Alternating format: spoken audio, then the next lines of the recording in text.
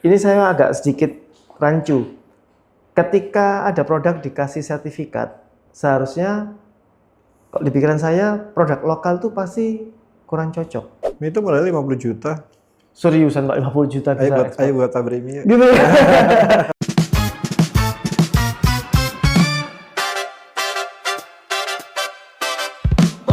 Oke, Pak Reza, kembali lagi di podcast Senongki. Terima kasih banyak Pak Reza sudah meluangkan waktu. Kembali lagi ke podcast kita. Terima kasih Mas Aldi. Wah, ini luar biasa nih. Saya kali ini mengisi yang kedua. Iya. Narasumber yang pertama kali, Pak. Sequelnya paling cepat Pak Reza. Oh ya? Karena menarik, Pak. Dari pembicaraan kita kemarin soal Akademi Muda Ekspor, di sesi terakhir kita kemarin ada pertanyaan satu tambahan, Pak. Anaknya Pak Reza itu belum ada yang tertarik untuk meneruskan Bapak. Padahal Bapak udah punya 7 perusahaan kalau nggak salah. Betul ya, Pak ya? Ya, alhamdulillah seperti itu. Memang gini, saya memang berusaha menyerahkan pada profesional, gitu ya. Oke. Jadi kalau misalnya kita bicara perusahaan keluarga, family business, kalau mungkin saya pernah cerita dengan Mas Aldi, family business itu kadang-kadang foundernya itu membesarkan foundation. Jadi sebagai foundation itu membuat perusahaan tersebut foundationnya bagus. Generasi kedua itu membesarkan, kemudian generasi ketiga itu menjual. Bukan menghancurkan ya, Pak? Bukan. Menjual itu dalam artian dia melepaskan beberapa persen sahamnya, bisa sebagai strategic partnership untuk memperbesarkan lagi usahanya, bisa juga sebagai menguatkan dari sisi finansial dengan melepaskan saham dengan go public. Jadi itu mencari orang ya, Pak ya? Ya, mencari dana murah, go public supaya lebih settle dari sisi keuangan perusahaan. Dan lagi kalau sudah go public, otomatis manajemen perusahaan harus diisi oleh profesional. Betul. Nah, jadi kalau saya kan masih dari founders, masih dari sisi yang pertama ya. Anak-anak saya biar punya pengalaman yang kuat dulu, sekolahnya yang bagus dulu. Nanti kalau misalnya mereka berminat ya silahkan, kalau tidak saya tidak memaksa. Tapi intinya adalah kalau bisa diserahkan pada profesional gitu. Iya.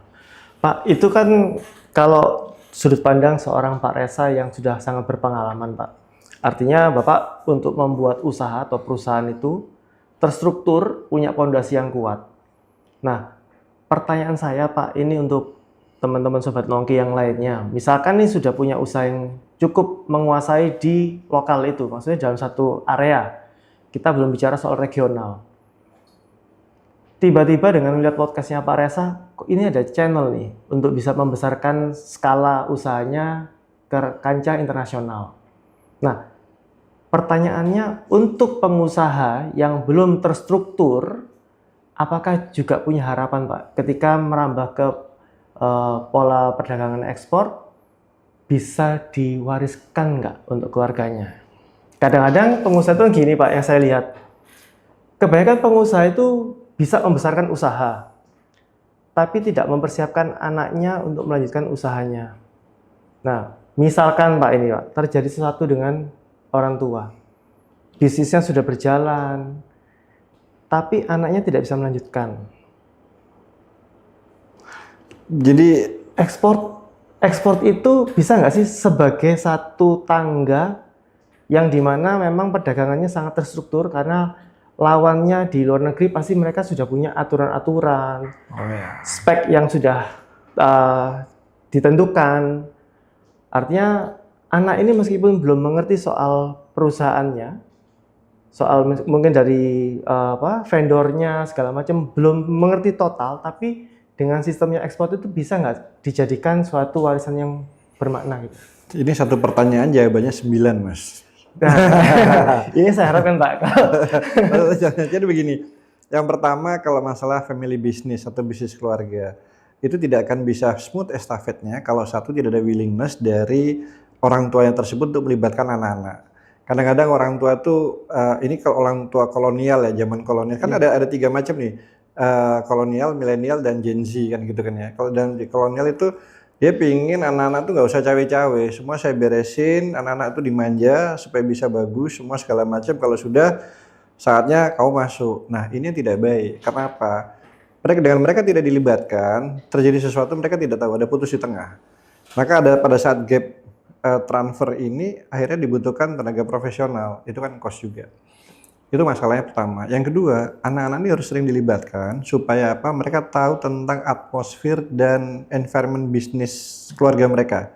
Kalau mereka tahu tentang environment bisnisnya, mereka tertarik, mereka punya rasa emosionalnya, maka mereka kan bisa kliknya itu gampang. Tapi kalau memang mereka tidak tertarik, ya orang tua harus menyiapkan diri bagaimana harus transfer ke pemimpinan dan ilmunya ini bisa bagus. Tapi kalau misalnya itu orientasinya ekspor, paling gampang satu, belajar di Akademi Muda Ekspor. Iya.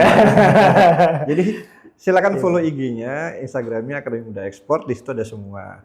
Dan semua itu diberikan secara gratis. Nah, sekarang kalau kita mau masalah ekspor nih, ya kenapa sih mau ekspor? Betul. Gitu. Satu, apakah Anda sudah kuat di lokal? Gitu.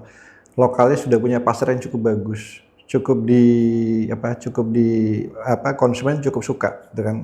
Oke. Kalau pasarnya sudah bagus, sudah kuat, jangan ditinggalkan. Ini dijaga, dibesarkan. Kemudian sisanya ini, jadi misalnya kapasitas yang masih idle, dioptimalisasikan dengan diekspor. Karena kebanyakan para pelaku usaha itu lokal sudah merasa champion, sudah juara, shifting langsung ke ekspor semuanya, ya. Pasar lokalnya ditinggal. Nah, itu kelemahannya di situ, Pak. Ya. Tapi jangan lupa biasanya kan ada spek-spek khusus yang di lokal dikuasain oleh satu perusahaan ini. Tapi dengan ya kita katakanlah ikan lah, Pak. Katakanlah ikan. Yang saya sering dengar tuh ikan untuk salmon yang saya nggak tahu ini benar atau salah. Salmon yang dikirim ke pangsa pasarnya di lokal itu berbeda sama yang dikirim ke Korea sama Jepang. Kalau kita bicara soal ikan ya Pak ya, artinya kan ada spek-spek khusus yang itu memang harus dipersiapkan untuk ekspor. Nah, sedangkan kalau saya lihat di pangsa lokal ini dinamisnya sangat tinggi. Betul. Jadi kalau bisa saya sampaikan, ini ada beberapa karakteristik yang berbeda. Yeah. Apa yang kita bilang bagus, belum tentu di pasar luar itu bagus. Apa yang kita bilang tidak bagus, belum tentu di pasar luar itu tidak diminati. Nah, ini adalah kalau nama ilmiah itu adalah saling melengkapi ya. Jadi tidak semuanya itu cocok. Seperti kemarin saya bilang, sumbu kompor itu udah nggak kepake di sini. Karena memang sekarang kita udah nggak boleh pakai minyak tanah, kerosin gitu kan. Kita udah pakai LPG. Tapi di luar sumbu kompor itu bisa dijadikan shawl, sarung bantal segala macam. Jadi home decoration. Nah kalau di sini kan orang kita pakai shawl dari sumbu kompor kan lucu gitu ya. Tapi kalau di sana kan itu menarik, unik. Ini yang membedakan antara supply and demand dan antara budaya yang ada di Indonesia dan luar negeri. Nah, kembali kita bilang kalau misalnya pasar lokal harus kita kuatin. Setelah kita punya pangsa pasar yang cukup kuat, demand yang bagus, konsumen yang loyal, itu dijaga, maka kita harus mulai untuk mengembangkan ke ekspor. Ya. Betul. Ekspor itu tidak susah, ekspor itu mudah. Tagline kita adalah ekspor itu mudah. Kenapa? Karena pertama, dengan harga selisih akibat dari exchange currency rate Indonesia, rupiah dengan US dollar contohnya itu gapnya tinggi. Ini peluang pasar. Iya, betul Pak. Barang-barang receh di sini 1.000-2.000 rupiah atau 5.000 rupiah, itu 50 sen, tidak sampai 50 sen, ya. gitu. Murah banget. Mie 200 gram, berapa sih? Ada mie telur ya, saya nggak bilang merek, paling 5.000-6.000. Betul. Di sana berapa? 5.000-6.000 rupiah. Kalau kita lihat di marketplace di luar negeri, mie tersebut harganya 2,9 US dollar di luar. Ini ada selisih gap. Tapi apakah sama Pak? Saya kayaknya pernah lihat Pak, itu di Amerika. Salah satu saya sebut merek lah sudah, Indomie lah Pak. Yang saya sering lihat itu Indomie. Saya belum pernah lihat yang namanya mie, satu lagi itu apa Pak? Mie sedap. Mie sedap. Ada. Itu jarang saya lihat. Yang kalau teman-teman saya keluar negeri pasti yang muncul adalah Indomie. Ya karena brandingnya udah bagus. Iya. Karena brandingnya udah bagus. Nah, ini yang membedakan ya. Mereka establishnya kapan? Kan udah lama banget. Pengaruh juga Pak, masalah establish bukan soal kualitas aja. Pangsa pasar di domestik sudah sangat kuat. Oke. Kalau dia mau keluar, aman. Ya kan? Kita kalau membahas corporate ya. Oke, kita bahas mie sekarang. Oke, mie ya Pak ya. Ya, ini kita tidak membahas merek ya. Yang punya merek silakan, mau komplain juga boleh. Nggak apa-apa. Ya. Mau apresiasi juga, saya juga senang. Saya ingat sekali pada saat saya kuliah, mie sedap tuh muncul. Mungkin ingat, iklannya pakai padi. Nah, saya nggak Bandnya padi. saya nggak ingat Pak, kalau iklannya. Terus saya nggak ingat. Nah, itu luar biasa, masif di TV swasta. Perusahaannya, pabriknya baru satu di Gresik, sangat terbatas. Tapi iklannya masif. Setiap ngirim satu mobil box, L300 deh, mobil box dia. Habis, karena iklannya bagus. Mindset konsumen apa? Wah ini enak nih, laris nih, gitu kan. Benar. Padahal itu adalah strategik promosi, marketing strategi dia. Salah satunya. Salah satunya begitu. Jadi orang shifting ke situ. Tapi bagi mie yang pertama yang besar, ya nggak kerasa lah. Ya. Kalau Dulu- untuk produk dulu- baru selalu disrupsi Pak ya. Ya, Apapun kan ya. selalu ambil di bawah. Iya. Selalu ambil second marketnya, second follower lah. Follower. Oke. Kalau kita lihat dulu ya, harganya kan lebih murah daripada Indomie. Iya. Sekarang kan lebih mahal. Kenapa dia PD lebih mahal kan gitu kan? Nah, ini Pak, saya kebetulan dulu pernah Pak bertanya. Jadi saya pernah ketemu sama orang ya di mie sedap itu, dia ngomong bahwa kita strateginya itu dari rasanya harus lebih berani, lebih. Kalau orang sekarang ngomongnya lebih medok. Nah, ternyata di mie sedap itu dia importnya dari Brasil Pak. Salah satu untuk bumbunya, Bukan bumbunya, gandumnya. gandumnya. Gandumnya. Ya, Ya kalau gandum tuh kan bahan dasar dari mie-nya ya. tepung, Tepung, yang jadi mie. Ya, Betul. macam-macam sih, ada dari Argentina, ada dari Ukraine, ada dari Kanada. Pada saat kemarin perang Ukraine, akhirnya kan jadi harga gandum jadi naik, ya kan? Ini kan pengaruh dari supply chain demand di dunia. Kenapa? Karena bahan baku tepung itu dari gandum. Gandumnya itu masih import. Indonesia ini nggak punya gandum, ya kan? Mau nanam di manapun juga nggak tahu bisa Sulit. hidup apa enggak gitu kan? Betul. Karena kita makan beras. Nah, kita skip yang masalah yang industri-industri yang besar itu. Tapi kita lihat mie rakyat. Nah, ini menarik nih Pak. Nah, mie yang ada di rakyat ini, kalau Anda tahu pabrik mie itu kan dari kecil sampai besar banyak nih. Betul. Setuju. Ada pabrik mie itu untuk pedagang bakso, ya kan? Yang mie-nya itu kalau nggak salah 15 graman, yang kecil-kecil, Betul, ya masih toh? kecil-kecil Itu untuk banyak, lokal. untuk lokal, itu murah. Itu dia produksi tiap hari, bahkan ada salah satu pabrik mie di Tulungagung itu kapasitas produksi sehari 25 sampai 30 ton. Satu hari. Wow, itu besar dong Pak itu Pak. Besar, tapi termasuk perusahaan UKM, karena dia hanya suplai ke 8 kabupaten saja. Baru 8 kabupaten tuh 30 ton sehari ya. Dan tiap pagi itu namanya pedagang bakso tuh antre untuk ngambil mie dari situ. Padahal hanya lokal aja di Lokal. 8 Ya, kabupaten. berarti kan banyak. Banyak. Berarti kan konsumennya banyak. Daya serapnya tinggi. Di atasnya lagi ada mie yang buat kenduren, buat syukuran segala macam ya kan. Mie itu kelasnya macam-macam, sampai ada mie kalau kita mau mie instan yang biasa-biasa dikemas di supermarket itu kan beratnya sekitar 55 sampai 85. Kalau Jubo sampai 90 bahkan 120. Terus ada yang mie yang untuk family pack untuk masak keluarga kan yang 200 gram. Ya kan, mie telur. Artinya apa? Peluangnya banyak. Karena Untuk karbohidratnya konteksnya tinggi. ke ekspor, berarti Nah. itu tergantung. Tidak semua produk di UMKM itu bisa diekspor. Tidak semua UMKM, semua punya peluang ekspor, tergantung sekarang. Satu, kita kalau melihat ekspor ya, pangsa pasarnya di mana? Negara tujuan ekspornya. Emang ada Pak kalau misalkan yang mie rakyat istilahnya Udah banyak. masih mau diterima Banyak. di luar negeri? Banyak. Malaysia, mie suka. Timur Tengah, mie juga suka. Oke. Ya. Kita lihat yang makan mie di Timur Tengah siapa sih? Kalau yang Royal Family kan mungkin tidak. Karena kalau budaya orang Timur Tengah yang makan kan nasinya biryani, daging-daging. Iya. Tapi siapa yang makan mie di sana? Pendatang. Bisa pekerja, Oh. bisa jamaah umroh haji, ya. Apalagi? Artinya gini, segmen tadi itu bukan hanya fokus ke dikonsumsi di masyarakat origin negara itu, Oh enggak. tetapi untuk pendatang-pendatang yang Ya. mungkin segmentasinya pengennya murah gitu Ya. Pak. Artinya masih ada kesempatan di situ Masih untuk ada. ekspor. Masih ada.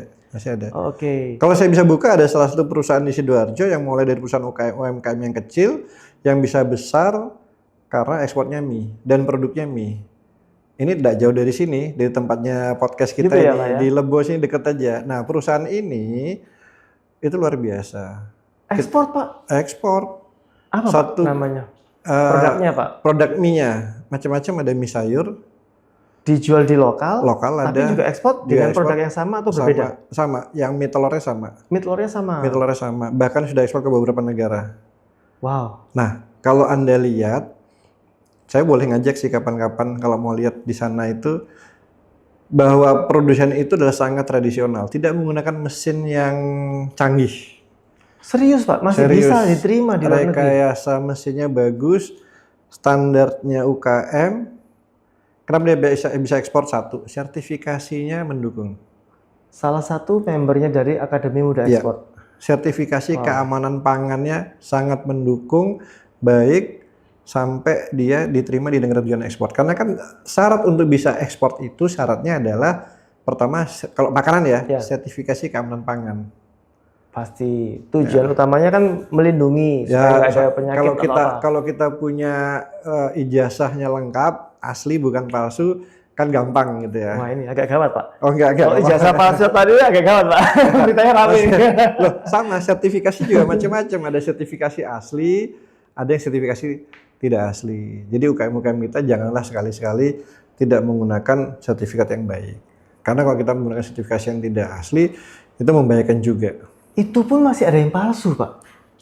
Ya, Enggak, maksudnya namanya itu ISO bukan? Itu Oh, bukan, ISO bukan. Sertifikasi itu untuk Sertifikasi kelayakan makan. itu keamanan, standar kelayakan makanan proses itu macam ada GMP, Good Manufacture Production, terus ada HACCP, ada ISO 22000. Ya, kalau ISO 9001 itu kan tentang manajemen kualitas. Kalau yang 9001 versi yang terakhir itu kan tentang manajemen resiko, ketelusutan bahan baku produk dan produksi. Ya. Kalau 22.000 ya keamanan pangan, gitu. Oh, oke. Nah itu kalau semua udah tersertifikasi, artinya meskipun standarnya UKM, tapi dia udah follow aturan-aturan luar negeri yang dipersyaratkan. Maka apalagi didukung dengan halal. Ya, betul. Maka dia bisa masuk ke negara-negara yang mempersyaratkan halal sebagai sertifikasi yang mandatory, kayak negara-negara Islam gitu. Wah, ini di luar dari pemikiran saya, Pak, sebenarnya. Saya pikir kalau ekspor itu harus yang proper sekali, mesinnya harus yang standar ini. Ternyata tidak, selama follow the rules itu tadi ya, Pak ya, aturan-aturannya. Jadi follow the rules itu artinya kita mengikuti sertifikasi dan standarisasi yang dipersyaratkan oleh negara tujuan ekspor. Kalau negara tujuan ekspor tidak mempermasalahkan tentang keamanan pangan yang terlalu tinggi, cukup PIRT dan halal sudah bisa ekspor. Masa sih, Pak? Loh, sudah terbukti kok. Apa nggak pernah gitu, Pak? Tiba-tiba kita kualitasnya nih nggak sesuai dengan standarnya orang Eropa, katakanlah. Nah, begini. Tiba-tiba ditolak. Kan saya bilang tergantung negara tujuan ekspornya. Tidak semua negara. Kalau negara yang grade-nya tinggi otomatis lengkap. Negara-negara yang tidak terlalu tinggi persyaratannya, misalnya Itu tadi di mana, Pak? Kalau yang mie tadi tujuan ekspornya kemana? yang mie tadi ke Timur Tengah, ke Timur Arab Tengah. Saudi. Artinya Dia Arab Saudi masuk dia lebih Ya, dia masuk rendah Arab ini ya? Saudi, masuk Chili. Oh enggak, ini lengkap nih, ini paling lengkap nih. Dia masuk Afrika Selatan, Arab Saudi, Chili, kemudian China, Malaysia, Singapura, udah masuk. Oh, Lengkap. Singapura Nah, masuk. kalau misalnya kita mau negara-negara yang tidak terlalu tinggi, misalnya India, Ya. Pakistan, Bangladesh, ya kan, kemudian Sri Lanka, Palau, negara-negara Pasifik itu ya nggak terlalu tinggi-tinggi, nggak apa-apa sih. Yang penting importirnya bertanggung jawab terhadap produk yang diimpor. Oke, tadi kan mie ya, Pak. Kalau misalkan saya kemarin sempat kepikiran, ada proses karantina. Misalkan nih kayak palawija segala macam. Kalau mie tadi kan sudah manufacturing tuh. Kalau berkaitan dengan sumber daya alam, Pak. Nah, banyak yang nggak tahu ya, proses karantina tuh dipikir terus harus dikarantina gitu kan. Iya, Kayak kalau iya. kita orang sakit tuh enggak.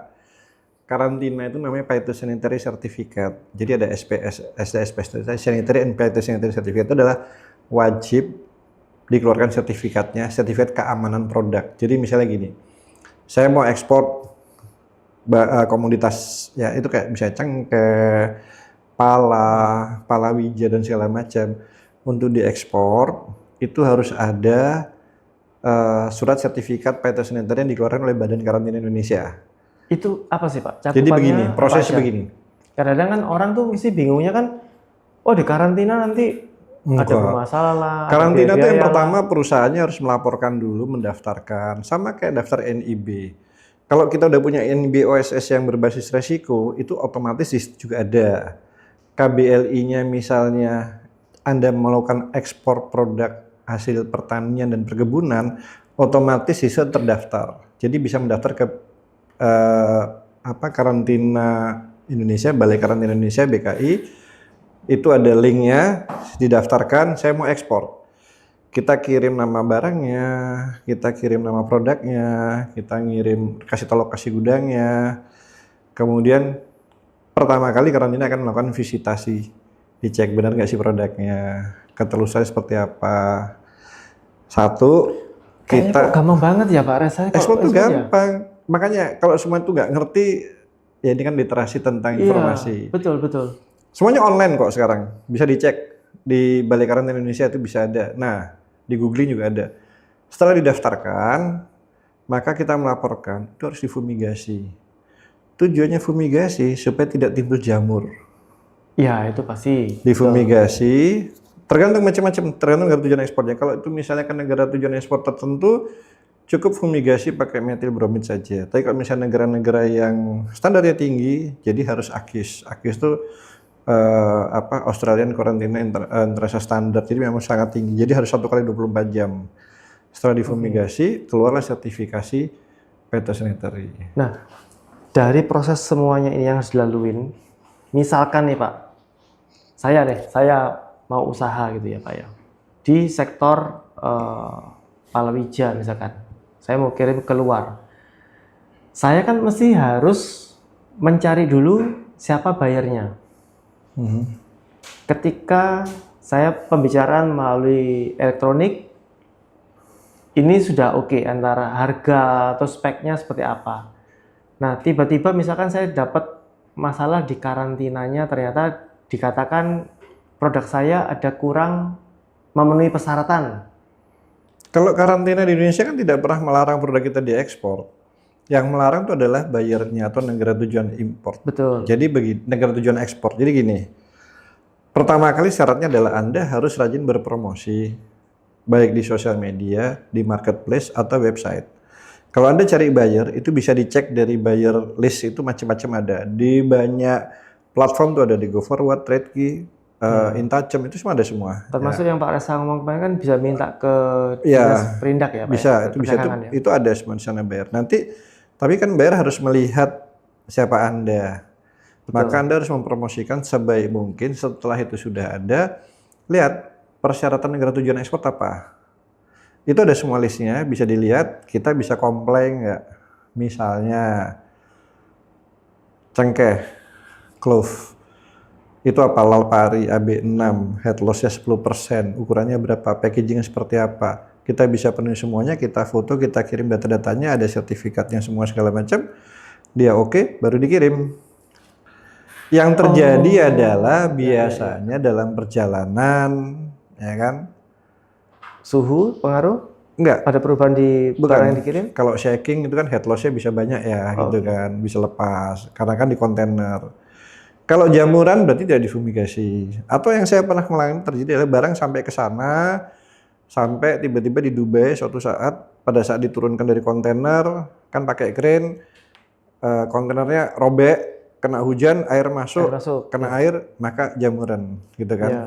Ya itu kan force majeure, ada di cover oleh asuransi, shipping insurance, kan hal-hal kayak gitu kan yang bisa menjadi excuse-nya di situ.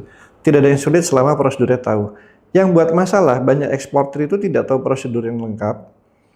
Asal ya eksportir yang sekarang ini masih muda-muda, resikonya nomor 2, yang penting dapat dulu, hajar dulu, kirim dulu, tapi manajemen resikonya kurang di manage. Ya. Nah, jadi hanya soal ini saya bisa ekspor, barang beli. Nah, Betul. Nah kalau itu bisa di manage dengan baik, maka itu akan lebih baik. Jadi sebetulnya kami sendiri sekarang sedang ada program dengan Kementerian Perdagangan. Salah satu yang sudah jalan adalah Astra Export Champion. Astra Export Champion itu adalah programnya Astra bekerja sama dengan Akademi Muda Ekspor dan Kementerian Perdagangan yang membuat UKM bisa ekspor. Bisa itu adalah berani inovasi, siap adaptasi. Bagaimana men-challenge, jadi kemarin itu yang mendaftar itu 798 se-Indonesia.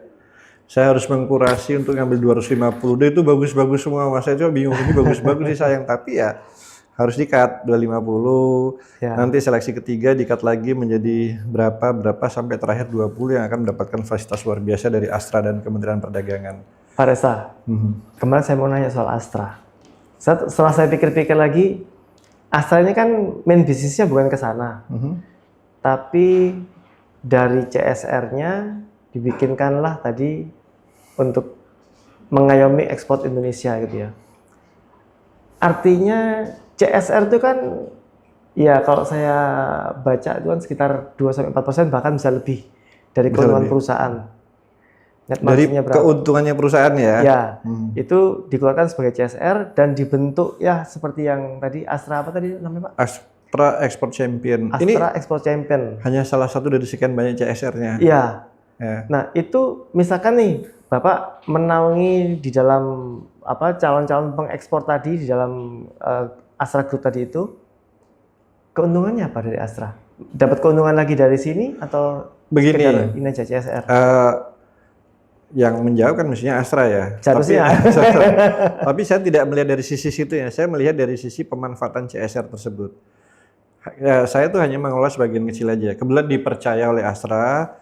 Tahun lalu itu adalah DSA, Desa Sejahtera Astra. Jadi kami membina desa itu sebagai source base-nya supaya outputnya adalah produk yang berkualitas bagus dan gampang laku lah. Artinya dari desa-desa yang sudah ada usaha ya, itu ada 1.200 supaya standarnya jelas. Ya, 1.293 desa itu kita bina, cukup capek juga. Itu bagaimana caranya supaya outputnya source base-nya itu bisa dinikmati oleh para UKM yang produsen. Jadi mau cari apa, gula semut, gula merah, gula palem, apa segala macam, bahan baku komunitas apa, ini sudah punya channelnya sudah ada. Jadi dari desa sebagai jadi apa source base itu barang itu bisa laku. Dibeli sama UKM-UKM ini. Nah, UKM ini kan UKM produsen. Ya. Ada yang dibuat pasar lokal, diolah, ada yang diekspor. Nah, yang diekspor itu kualitasnya sama nggak? Atau harus di-upgrade lagi? Sama, cuman sertifikatnya ditambahin. Oh, jadi hanya sertifikatnya. Ya, standar untuk ekspor sertifikatnya beda. Misalnya, Anda mau lokal, cukup halal, PRT cukup. Ya. Tapi kalau Anda mau ekspor, berarti kan ada sertifikat-sertifikat yang lainnya harus dipenuhi. Nah, itu kita bantu, kita dorong. Apakah sama misalkan ini, Pak? Ini saya agak sedikit rancu. Ketika ada produk dikasih sertifikat, seharusnya di pikiran saya produk lokal itu pasti kurang cocok. Apakah itu harus benar-benar ada sertifikasi khusus, tes khusus kah? Atau maaf, kayak harus bayar? Kalau sertifikasi ujinya memang ada yang bayar, ada yang mendapatkan fasilitas.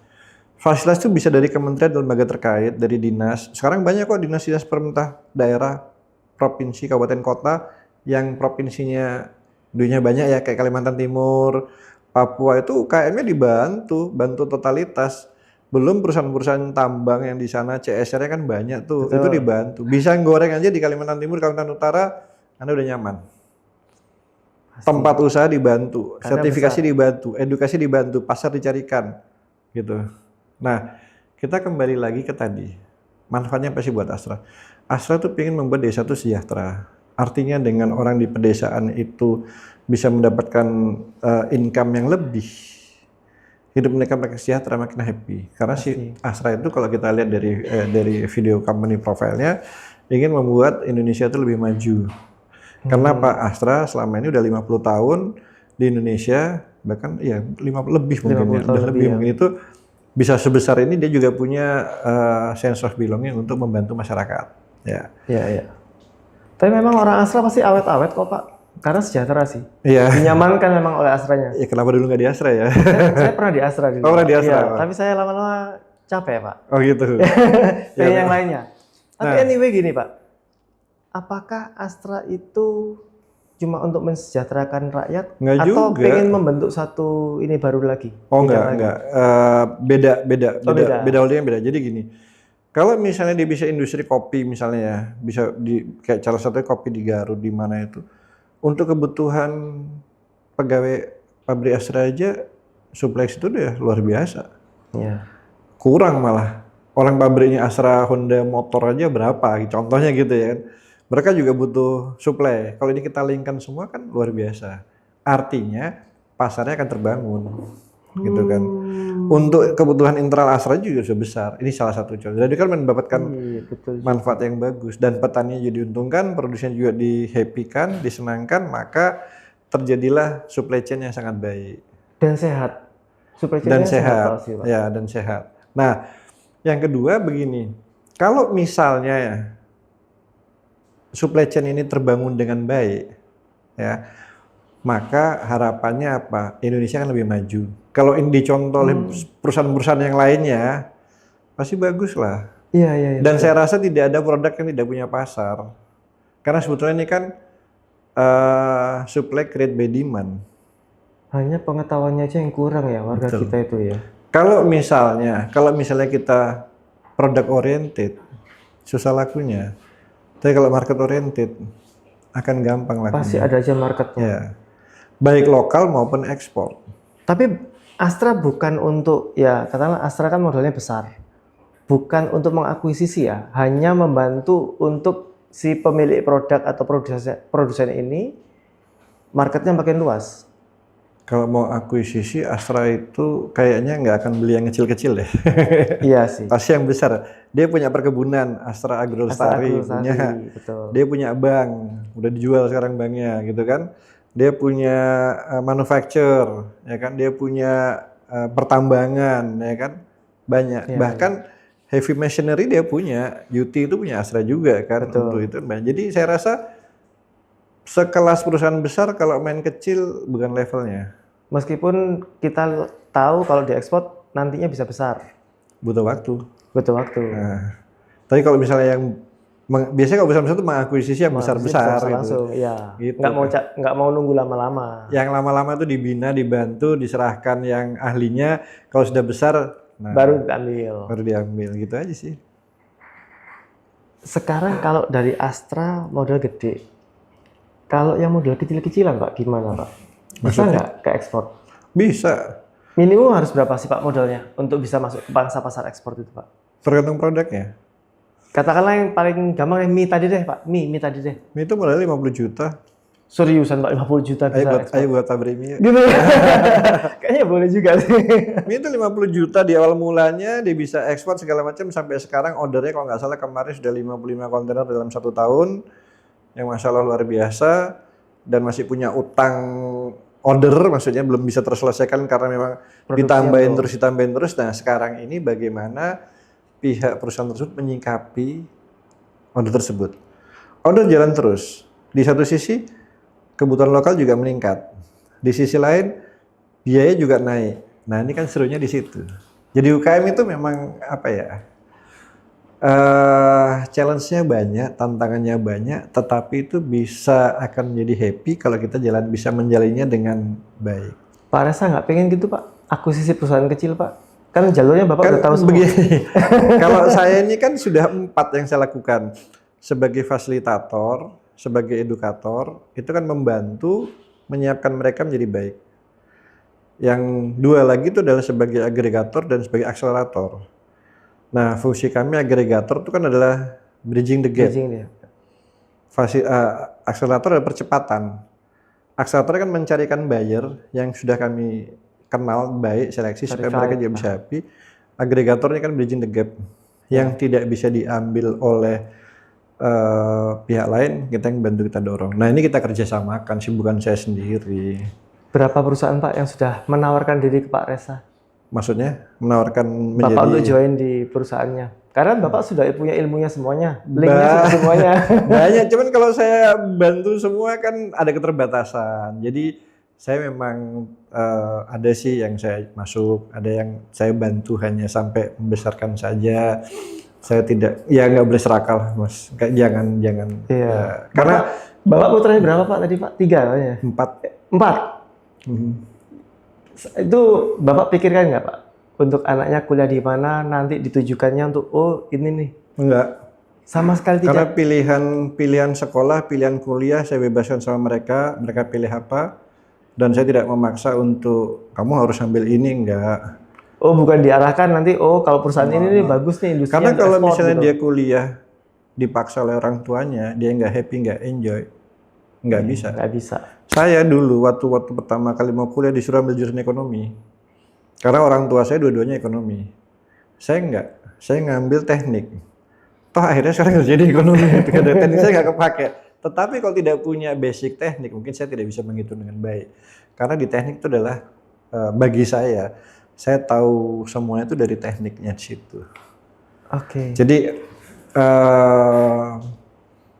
kalau saya tidak pernah kuliah di teknik, saya tidak bisa namanya financial engineering. Nah, Oh ini nggak ada ilmunya itu. nggak ada ilmunya Nggak ada ya. ilmunya. Jadi financial engineering itu gabungan antara ekonomi dan teknik kan gitu. Gitu. Financial engineering itu kalau di bursa sedikit kayak crime Pak.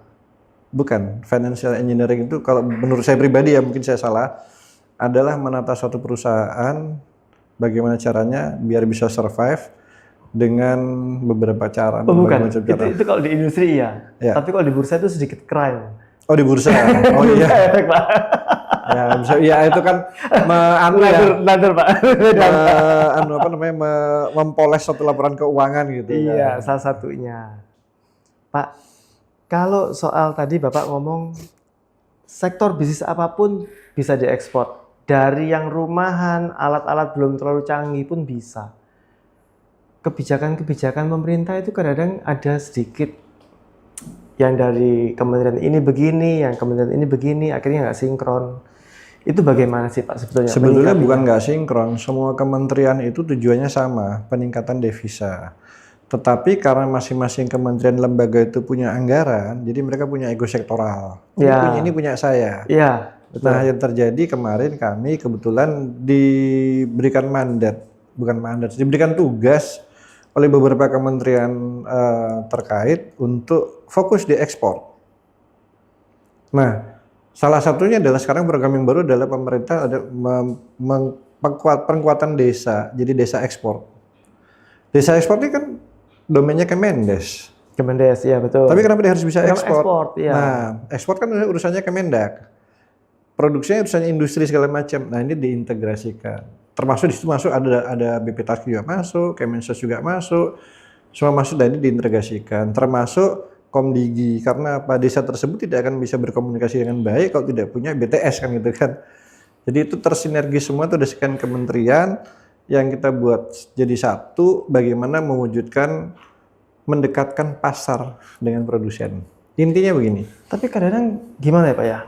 Kementerian Desa itu kan punya goals tersendiri. Biasanya ada subsidi dari pemerintah, kebijakan moneter. Semua disubsidi, bahkan sekarang ada namanya Merah Putih, Koperasi Merah Putih. Itu kan dikasih modal cukup besar kan itu kan. Ya. Ya, semua itu disubsidi semua sama pemerintah. Tujuannya adalah tapi setelah dikasih subsidi pemerintah kan dia pengen narik sendiri. Kayak seakan-akan pengusaha itu kayak udah dimasukkan ke koperasi ini supaya menghasilkan uang di sini. Sedangkan ininya pengennya misalkan ekspor. Itu kayak gimana? Itu dibahas di podcast berikutnya ya. Oke. Itu saya buka tuh. Ya, itu saya buka tuh bagaimana ceritanya namanya BUMDes. Kalau sekarang ini saya spill aja, BUMDes sekarang ini yang suksesnya di mana? Sektor wisata. Wisata Ya, memang. tapi akhirnya coba dilihat umurnya cuma 2-3 tahun karena dia satu buka bunuh satunya kan Iya. gitu. Kenapa? Itu banyak tuh, nanti saya kasih tahu. Kemarin KDM tidak boleh liburan ke Jogja, mati. Betul. Ya, kenapa? Nah itu saya tahu semua datanya ada saya. Ngomong soal Jogja Pak, itu, saya kemarin barusan ketemu orang pengusaha hotel, 2 punya hotel di sana. Menyingkapi itu ya kan ini kebijakan pemerintah yang kadang-kadang itu kontradiktif. Yang satunya ini punya tujuannya untuk edukasi, satunya lagi mematikan pariwisata. Nah sama nih kayak sektoral tadi, koperasi segala macam nggak boleh Pak spill sekarang Pak. Jangan sekarang, nanti fokus ngobrolnya beda. Beda ya Pak ya. Gitu. Oke. Sekarang itu yang akan datang tuh saya bahas tuh. Itu saya punya datanya semua lengkap, bahkan kenapa kok ada BUMDes yang sukses, kenapa yang tidak sukses, itu bisa saya kasih tahu. Kenapa kok mereka, Kanibalisasi sih, Pak. ya, kenapa kok sampai mereka itu bisa, sebetulnya untungnya banyak sekali gitu. Pak, Cuma saya itu. Bapak ini punya koneksi banyak. Aha. Kalau untuk rakyat yang kecil, sebetulnya boleh nggak ngomong di mana sih keadilan untuk rakyat yang ya katakanlah produsen yang kecil-kecil tidak bisa mencapai bisnis selevel itu? Gini, satu kembali ke masyarakatnya. Ya, masyarakat kita tuh kadang-kadang puas di situ. Gini aja deh, saya nggak mau mikir yang lainnya. Saya produksi, jadi wis dijual. Karena mereka dapat instant cash. Ya, nggak mau mikir jauh. Kalau mereka mau mikir jauh, kendalanya satu, tidak kuat modalnya, ketercupan modalnya nggak kuat. Inilah yang dimanfaatkan oleh para trader, pengusaha dalam tanda kurung tengkulak segala macam. Nggak usah capek-capek, sudah sih tak belinya aja. Iya. Nah sekarang yang nggak adil siapa? Pengusaha yang mau mengakuisisi atau mau ini, atau para karena gini. Ya nggak. Kalau Yang misalkan dibawa- nggak adil juga ya nggak juga sebetulnya ya. Gini loh. Ada rongga kosongnya di situ ya, Pak ya. Nah, gapnya itulah yang kita masukin. Kita memangkas mata rantai.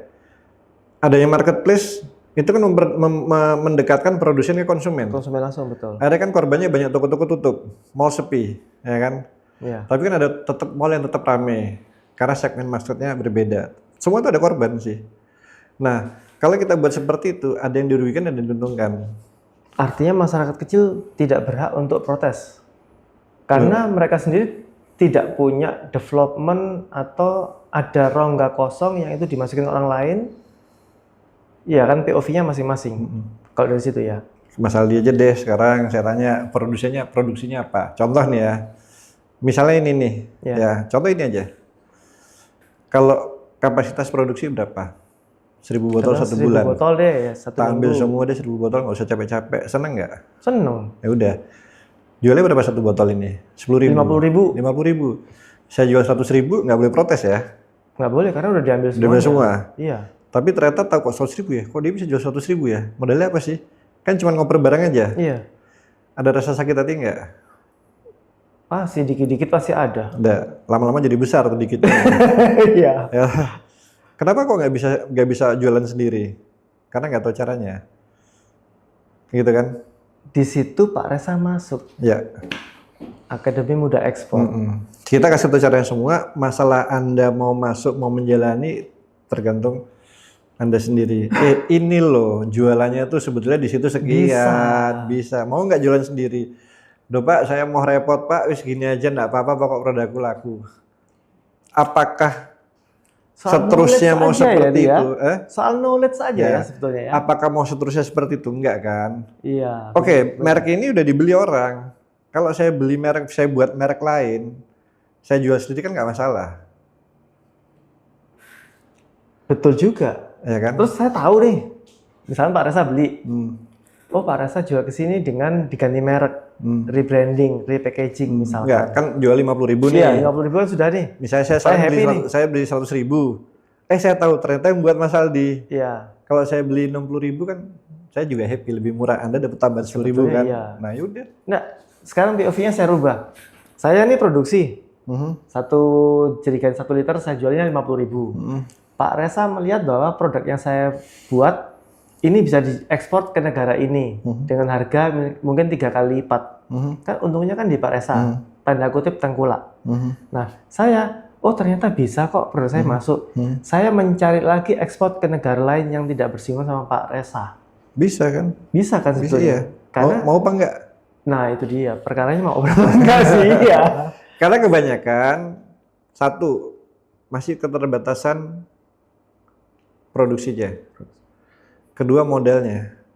Tapi kalau itu tidak dimulai dari sekarang, saya udah pernah bilang berapa kali kan, melangkah tuh berat, langkah pertama. Tapi kalau sudah jalan tuh ya enggak. Tetap sih Pak ya. Langkah pertama itu berat, tapi kalau sudah jalanin, enak. Bapak punya berapa banyak Bapak punya kompetitor di bidang ekspor ini Bapak yang untuk memudahkan orang? Maksudnya lembaga Lembaga pelatihan. seperti Bapak gitu. Saya tidak pernah menganggap semua itu kompetitor. Ya, saya tidak pernah menganggap saya semua itu mitra teman karena semua juga teman saya. Semua punya POV yang berbeda. Ya, semua punya segmen target market yang berbeda. Bedanya saya pengalamannya 25 tahun lebih. Yang lainnya mungkin Di bawah itu. belum itu. Jadi kalau dari segi lahir duluan mungkin saya kan gitu kan itu kan banyak. Ada juga senior juga tetapi beda. Ada yang fokus di bidang pertanian, produk pertanian. Ada yang fokus di bidang pengembangan produk desa, art and craft. Kalau saya sih sudah makan asam garamnya, mau ditipu tuh ya udah pernah, tahu caranya ditipu gimana. Tapi itu membuat kita lebih dewasa. Nah, jaringan networking yang membedakan adalah jaringan networking. Mereka mungkin juga punya jaringan networking banyak, tapi di sisi yang berbeda, gitu kan. Jadi semua itu saling melengkapi. Saya tidak pernah menganggap persaingan. Kalau mereka kuat di segmen ini, nggak apa-apa silakan. Saya di segmennya ini. Anda bisa ini nggak apa-apa, kan saling melengkapi. Oh mungkin saya punya lubang di situ yang mereka bisa masuk nggak apa-apa. Kan tujuannya baik untuk Indonesia kan gitu kan. Terus masyarakat baik. Nah, artinya kita kalau mau misalnya besar, ya kita jangan bersaing. Sinergi semuanya. Dengan pangsa pasar yang beda-beda. Toh akhirnya saling membutuhkan. Kemarin saya ditemukan semuanya jadi satu. Dalam satu ruangan, satu meja bareng temukan. Ya kita biasa aja sih. Maksudnya semua saling melengkapi dan kita saling menghormati semuanya. Tapi terlepas dari itu, kita kan harus berusaha yang lebih baik gitu lah. The best itu Pak. Sama kayak iklan mobil kan gitu kan ya, iklan kendaraan bermotor kan semua pada berusaha yang wah saya the best segala macam kan, yang punya pilihan kan konsumen. Konsumen masing-masing. Biarkan konsumen memilih. Kalau kita bisa mengupayakan konsumen itu puas, mereka pasti happy. Gitu aja. Soal sinergi Pak. Semua orang pasti punya link atau circle-nya masing-masing gitu. Di hambatannya ekspor, apakah circle-nya Pak Reza tadi saling membantu tetap? Misalkan nih Pak, ada kejadian, kendala di institusi ini gitu. Tetap membantu atau mereka cuma? Biasanya pelaku usaha membernya Akademi Muda Ekspor itu kalau ada kecetak sesuatu, konsultasi ke saya kasih tahu clue-nya segala macam. Terakhirnya mereka langsung itu menghadap kami binanya Akademi Muda Ekspor, biasanya dibantu. Dibantu. Karena gini, kadang kalau saya dengar kan kadang orang itu mau ekspor dipersulit. Ya soal itu Pak, ini saya kemarin sempat tanya ke Pak Reza nih soal bea cukai. Nah kadang ada hal-hal tuh setelah udah kirim logistik segala macam, saya tanya, nggak segampang itu bro. Katanya kadang kita mau naikin ke kapal aja masih ditahan ini sama bea cukai. Emang yang bilang tidak segampang itu bro, itu pelaku usahanya. Dia pelaku usaha, bukan pelaku usaha ya, tapi dia trader. Oke. Trader. Oke. Pertama dia tidak tahu peraturan. Ya, kalau dia tahu aturannya, nggak akan bea cukai pasti melarang. Yang sering terjadi, mohon maaf nih kepada teman-teman yang mungkin yang lihat ini ya. Sekarang ini kan dengan semua peraturan jelas, angka, biaya itu semua kan sudah kelihatan. Sudah ada.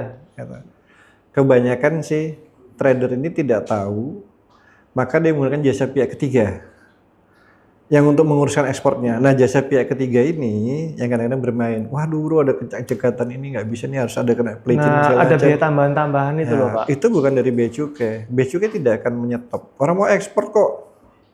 Kecuali sertifikasinya tidak jelas, tidak lengkap, produknya misdeclare atau produknya lartas. Oh paham sekarang. Kan produk itu ada yang ekspor bebas, dilarang, lartas larang terbatas. Lartas itu dilarang kalau tanpa dokumen sertifikasi ini. Misalnya apa? CITES, barang yang dilindungi.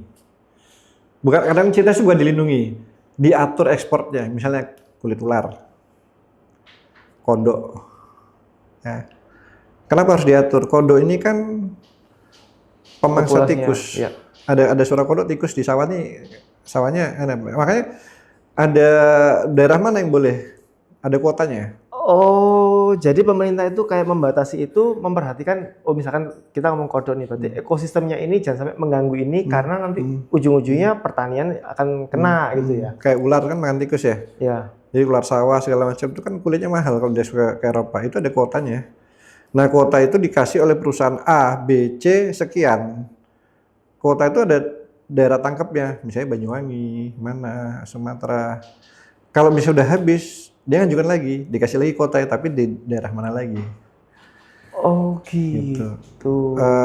Tokek, nah tuh, itu juga sama. Apalagi, Tapi kan nggak semua orang Pak mengerti soal apa artinya aturan-aturan ekosistem itu, kuotanya berapa. ya makanya kan kalau nggak tahu kan belajar di Akademi Muda Ekspor. Jadi kita akan berikan kita berikan edukasi itu untuk memudahkan. Jadi kayak misalnya ekspor ikan atau segala macam yang mengandung perikanan, produk-produk perikanan, ya. Itu aturannya harus punya SKP, harus punya HACCP. Ya saya ngasih tahu trik-triknya. Kalau belum punya gimana? Ada 2, ya. 1, pinjam nama ke produsen yang punya izinnya. Kedua, jangan ngaku itu kerupuk udang, karena kan mengandung udang ya. Iya. Crackers gitu aja. Salah nggak? Enggak, kan cuman nggak jujur, bukan nggak jujur, cuman kan nggak bilang kerupuk tapi crackers gitu. Gitu. Oh, triknya di situ ya? Ya, karena gini, tapi harus ngomong sama bayarnya, ini kerupuknya kerupuk udang ya, cuman supaya ini crackers. Ngakalinnya di situ. Tapi asal bayarnya harus tahu. Karena kadang-kadang bayar bilang enggak, saya harus punya ditulis dokumennya adalah kerupuk udang. Nah, saya nggak punya sertifikasi ini, ya ada. Oh, Izin. sebenarnya bukan ngakalin, tapi Bukan. karena izinnya itu Karena tidak belum sedetail punya, itu speknya. belum punya ya Crackers. pinjem nama. Pinjam nama. Pinjem nama yang punya izin. Jadi under name istilahnya. Itu ada biayanya, kesepakatan lah antara kedua perusahaan. Gitu. Oh. Itu kayak gitu contohnya. Itu bukan saya tidak menganjurkan, tapi selama proses sertifikat ini belum keluar, daripada nggak bisa ekspor, alternatifnya pakai tadi caranya. pakai itu, nggak salah kok. Ketimbang nanti ngomelnya di kepabeanan. Kita jujur aja, ini kerupuk udang loh Pak. Oh. Tapi saya belum punya ini, gimana caranya? Biasanya, oh ya udah cari perusahaan yang punya nama, yang punya izin gitu kan. Intinya adalah pengetahuan soal ekspor dulu. Ya. Ketika peraturannya tidak paham betul, ya kalau ada di lapangan salah ya sebetulnya kesalahan dari si pengekspor sendiri ya. Ya kayak kalau kita berhenti di jalan yang ada tanda dilarang parkir, boleh berhenti nggak? Boleh kan? Berhenti sebentar boleh. Iya. Stop aja. Iya. Kalau dilarang S kan nggak boleh berhenti. Nggak boleh berhenti. Kalau dilarang B kan boleh berhenti. Selama berhenti. mobilnya nyala ada orangnya kan gitu kan. Tidak menyalahi aturan. Nggak nyalahi aturan. Tapi kalau ditinggal pergi masuk, tinggal makan ya salah. Parkir namanya. Iya. Kalau di situ berhenti mobilnya nyala ada orangnya nggak apa-apa. Didatengin polisi, lu kan cuman berhenti stop. Jadi sesuai ya Pak ya, sesuai nama akademi ya. Mudah ekspor. Ya, ada ya ada ini lah, ada ya semua itu kan ada gray area yang bisa dipakai. Tips and trick itu banyak banget. Yang penting ya kita belajar bersama-sama. Kadang-kadang ada yang saya nggak ngerti juga, ada pelaku usaha yang Pak ini bisa gini Pak, bisa gini Pak. Oh ya udah nggak apa. Contoh ekspor rokok. Ya ini menarik nih kalau ekspor. Dilarang nggak? Enggak Pak. Nggak dilarang. Nggak dilarang. Ekspor rokok, kalau rokok itu diekspor keluar, itu tidak diperlukan cukai. Oh iya, kan di luar diekspor. Bukan cukai itu kan dipakai dalam negeri. Oh oke. Nah, kebanyakan para pelaku usaha ini mau saya ekspor, tapi diedarkan lokal itu yang salah. Oh, untuk ngakalin cukainya. Ya, kalau mau diekspor nggak perlu cukai, tapi pada saat mau dikirim barang itu disegel dulu sama bea cukai. Nanti ada surat pengantarnya di pelabuhan ekspornya, dipastikan ini diekspor. Gitu. Pak Resa ini orangnya gawat loh Pak. Maksudnya? Saya lihat sekilasnya Bapak itu tipe-tipikalnya orang ambivert. Tenang gitu. Oh, kayaknya iya. semua permasalahan gampang gitu Pak. Alhamdulillah itu dari jam terbang sih. Maka sering-sering terbang lah nanti dapat. Iya. Jam terbang pengalaman ditipu orang itu Beda Pak hasilnya Pak ya. Beda. Cara menyikapinya Pak Reza pun juga beda. Ja- Ilmu ja- ikhlas. Gini. Nah itu yang saya bilang tuh. Kalau misalnya saya nggak ikhlas, dulu saya udah stroke, Iya. gitu kan ya. Ya harus ikhlas. Mau ditipu hilang berapa, ya udah belum rezeki kita. Iya, itu Ya susah. nanti kita cari lagi. Memang Allah belum memberikan rezekinya, ya sudah gimana. Meskipun mangkel gitu kan. Kadang-kadang saya ya sakit hati, tapi istri saya lebih sakit hati lagi. tapi kok bisa sih ditipu ya gimana gitu kan. Tapi ini saya satu Pak, kenal. Ini saya pertanyaan menggelitik sih tadi. Saya itu dengan Pak Reza ngomong saya ketawa aja. Ini orang ambivert banget. Orang ambivert itu cenderung idealis. Betul nggak Pak? Pengennya lurus aja. Maksudnya tidak menyalahi aturan. Orang itu tidak boleh tanda kutip mencuri pada Ya kalau terahnya jalannya. gini maksudnya kalau saya mencuri, kalau bisa saya dicuri kan No. Maksudnya gini. nggak enak juga. Iya itu tipikal ambivert kan gitu Pak. Jadi ya kalau gini, Refleksi. saya punya prinsip gini, jangan menyusahkan orang lain kalau nggak mau disusahkan. Ya, itu Jadi tipikal kalau misalnya kita jangan ngerugiin orang lain, kalau misalnya kita nggak terima kalau kita dirugiin gitu kan. Tapi kalau misalnya dirugiin sama orang lain, ya diikhlasin aja, nanti Allah kan menggantikan yang lebih banyak, itu aja sih. Iya. Orang ambivert itu selalu empatinya tinggi, Pak. Percaya atau enggak? Idealisme tinggi, empati tinggi. Tapi pertanyaan saya satu aja Pak. Satu. Kalau timnya atau produsen yang gabung di Muda Ekspor itu mengalami tadi katakanlah pungli, bagaimana responnya Bapak? Punglinya itu dipungli oleh aparat. Katakanlah nih, Pak Reza sudah kasih arahan. Tapi arahan itu tidak dicerna 100% oleh anggota Akademi Muda Ekspor Bapak. Iya. Oh, Tiba-tiba ada kesalahan. Bukan salah. Nggak apa-apa saya ngomong di sini ya. Boleh, nggak apa-apa, bebas, kan Pak, juga bebas, podcast, bebas. Saya selalu menyarankan lengkapi semua aturan yang ada supaya tidak ada celah. Jadi tidak ada aparat APH, aparat penegak hukum yang untuk mencari celah, nyari-nyari lah. Iya. Itu banyak banget Pak. Oh banyak. Tapi yang namanya orang kalau dicariin kesalahannya kan pasti ada aja ya. Pasti ada Bahkan aja. sekecil apapun ada. Kalau itu Anda merasa tidak salah dan Anda kuat Dokumennya. dokumen pendukungnya, jangan dikasih. Tapi kebanyakan UKM kita tuh kan kalau digertak segala macam, Takut duluan. dipanggil ke satu kantor, suruh nunggu diperiksa sampai sore, belum berangkat terakhirnya, Pak, Nyerah. apa lagi sih Pak, nyerah. Ya, itulah cara mereka gitu.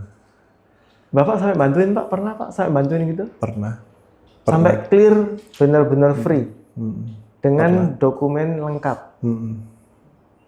Oke. Terakhirnya shake hand, cuma terakhirnya ya udah yuk kita makan-makan. Jadi temen aja. Saya bilang ya kalau bisa sih jangan dijadikan musuh, jadikan teman. Mungkin kali ini ya bilang terus terang Pak, kami sedang tidak punya, tapi suatu saat kami akan bantu. Dan banyak akhirnya APH itu menjadi teman gitu. Kalau misalnya gini, lebih baik kekeluargaan daripada kita main kekerasan. Iya. Kalau misalnya kita musuhan, ya kita kalau ngasih uang nggak ikhlas. Nggak enak juga. Mangkel Pasti ganjel. juga, Pasti ganjelan. Mendingan ya udah dibuat yang ini aja. Saya tuh beberapa kali sering pernah, bahkan saya sendiri juga dipanggil, ditekan segala macam. Ya saya bilang, saya tuh dokumen saya udah lengkap semua tuh. Mau apa yang mau dicari itu? Akhirnya kalau setelah kita ajak ngobrol, kita ajak makan bareng, ngopi bareng segala macam, apa sih Pak masalahnya Pak? Titipan. Iya itu. Ya kalau titipan ya saya juga titip Pak gitu aja. Saya bukannya tapi saya juga titip Pak itu ada sekian gitu aja sih. Maksudnya kita tidak memberikan sesuatu yang menjanjikan, upayakan itu tolonglah Pak kami ini dibina, kasih tahu kalau ada kesalahan, jangan ditembak di tengah-tengah dalam arti kamu salah. Iya. Kalau salah itu ininya seperti ini gitu, jangan. Gitu. Iya itu masalah yang kebanyakan orang nggak berani handle. Ya. Akhirnya terpaksa menyerah dengan ya mungkin bukan ngomong titipan lagi. Ya manusia itu macam-macam ya toh bagaimana kita menyikapinya tapi yang penting kita harus punya rasa percaya diri yang tinggi untuk menghadapinya. Pak Reza ini good leader loh. Alhamdulillah amin. Jadi kalau misalkan gini, kalau dia tidak punya percaya diri, tidak punya rasa percaya diri, maka belum apa-apa udah takut. Jadi bagaimana menyiapkan mereka supaya punya PD, ya udah. Tuh. Ya banyak sih Mas. Tapi pesan saya adalah satu, kalau Anda mau sukses, Anda harus fokus dan Anda jangan sering berubah-ubah tujuannya. Banyak kok UKM kita tuh gini, kita bantu sukses sudah 2 tahun, sudah sukses, tiba-tiba dia melirik kanan kiri, beralih usahanya, katanya pengen lebih besar, ya nggak akan besar karena mulai dari nol lagi. Kan Iya, gitu. kembali ke titik nol lagi. Kembali ke titik nol lagi. Ada oh Pak, ternyata lagi. saya masuk di sini tantangannya banyak ya. Itu kan pilihan Anda. Bahkan dulu sudah champion tiba-tiba bangkrut. Nggak terus kenapa? Karena dia terlalu diversifikasi usaha yang bukan bidangnya. Jadi fokusnya dalam satu usaha, terusin aja terus. Nanti kalau sudah besar dan Anda sudah merasa mau punya anak, barulah lahirkan anak perusahaan. Tapi jangan matikan induknya. Iya. Kecuali kondisi tertentu yang terpaksa mau dimatikan boleh. Itu kan seandainya matikan apa ya? Kalau mematikan induknya kan tidak ada perusahaan besar sekarang ini yang usaha inti awalnya dimatikan. Contoh gudang garam. Kecuali yang cyclical Pak ya. Ya, jarum, kapal api. Nggak ada, tetap aja jualan kopi, jarum tetap jualan rokok, tapi kan punya anak perusahaan banyak. Jarum bisa punya bank, punya BCA, bisa punya elektronik, punya Hartono, bisa punya mobil listrik, motor listrik, Polytron itu kan itu, ya kan. Terus punya marketplace, beli-beli punya dia juga, banyak itu, tapi kan tetap ada intinya. Iya, dia diversifikasi di bidang usahanya, jaga-jaga kalau bidang usaha utama ini udah siklikalnya sudah mulai sunset, sudah ada pendukung yang lainnya. Ya itu juga akhirnya bisa diwariskan ke keluarganya kan gitu kan. Ada yang nggak suka meneruskan usaha kopi kan misalnya ya, kan dia punya anak perusahaan banyak, bahkan kapal api sekarang udah punya jalan tol, becak kayu itu yang punya kopi kapal api ya. Kemudian klinik kecantikan punya, hotel punya, kemudian apa lagi, kafe punya, restoran punya, banyak. Jadi sekarang ada juga. Jadi cukup besar, diversifikasi banyak. Akhirnya kan kalau bisa ada anaknya, oh saya cocok ini, silakan dia memilih, itu aja sih. Iya, iya sih. Kalau udah besar sih enak aja sih Pak ekspansinya ya Pak ya. Pak, tapi boleh nggak Pak? Saya balik lagi Pak. Saya masih penasaran. Ketika Bapak tadi itu meloloskan anggota Bapak gitu ya dengan titipan tadi itu. Selanjutnya apakah akan selalu begitu kan nggak perlakuannya Pak? Akhirnya kan yang bersangkutan sungkan ya. Itu kayak batunya orang ambivert ya Pak ya? Mas terus terang, ini salah saya di mana? Tapi kan kalau kita ajak ngobrol di situ kan dia akan tegas, ayo di luar kantor ya ngopi yuk gitu kan. Salah saya di mana sih Mas ini titipan Pak. Oh ya udah. Tapi nextnya itu nggak pernah permasalahan lagi gitu. Enggak, saya sampai sekarang juga jadi tetap teman baik, malah kita saling bantu. Kadang-kadang dia konsultasi ada masalah apa, Pak ini gimana Pak? Oh saya kasih tahu yang mana yang betul. Bahkan kalau misalnya itu dia salah, ini salahnya di sini loh, gitu loh. Kalau misalnya saya tanya ini siapa? Oh ini gini. Oh ini salahnya dia di sini. Kejar yang di sini. Jadi saya membantu dia juga, mengarahkan dia juga. Punya nggak dia izin silakan disidik gitu loh. Boleh nggak apa-apa sama gitu. Karena aturannya ada. Betul ya Pak ya. Ambivert ya Pak ya Bapak ya. Nggak tahu juga sih. Saya tidak pernah menilai diri saya sendiri. Saya orang lain gitu.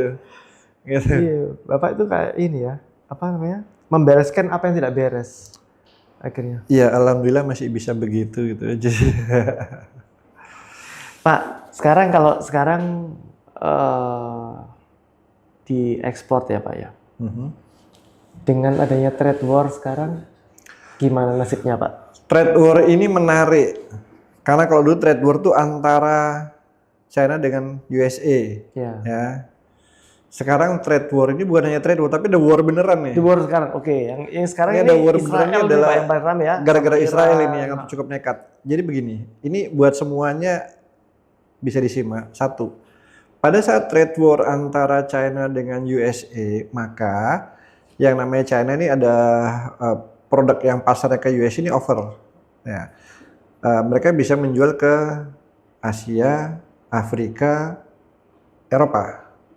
Nah, Eropa dia punya kekuatan lewat jalur kargonya kereta api yang hanya 14 hari gitu. Tapi pada saat perang di Timur Tengah yang tidak bisa lewat terusan Suez segala macam, maka dia shifting pasarnya ke Asia. Bayangin aja, saya dapat kabar kemarin produsen di Cina nawarkan barang kita diskon 70%. Nah, kalau diskon 70% udah barangnya murah, tambah murah banget. Ini kan jadi tantangan buat kita. Barang di Cina? Ya. Diskon 70%? Udah barang Cina murah nih. Iya. Dimurahin Udah lagi. dimurahin lagi. Karena overstock. Oke, Pak. Nah, itu gimana buat Indonesia kan gitu kan? Apakah kita ngimport barang Cina? Kalau saya jadi pedagang sih ngimport kayaknya enak itu kan. Enak, bener. Ya tapi kan susah juga. Idealisnya Bapak nggak tergerak ya? Gitu. Dan masalahnya kita sekarang, kita lihat produk kita yang punya daya saing, kita amankan dalam negeri. Karena ini tantangan terbesar sekarang ini. Kita susah ekspor ke Eropa, Timur Tengah karena perang. Temporaris ini. Cuman dampaknya kan shipping line nggak ada yang ke sana. Nggak ada yang ke sana, ya betul. Karena shipping ada yang ke sana. Semuanya kok sekarang. Kita juga overproduction ini. Jadi bukan ini apa ya? Permintaan pesanan sana kan tidak terkirim juga. Iya. Barang numpuk di sini. Barang juga numpuk juga. Nanti kita juga bisa kayak China kita diskon, tapi kan kita nggak mungkin diskon karena harga udah mepet. Tahan dulu, Pak. Kita sambung episode 3 boleh nggak, Pak? Boleh. Kalau ini menarik lagi, Pak. Maksudnya kita bicara ekspor. Sekarang karena perang dagang, perang beneran, akhirnya barang numpuk. Ada potensi keuntungan yang kita bisa pakai di lokal. Ada.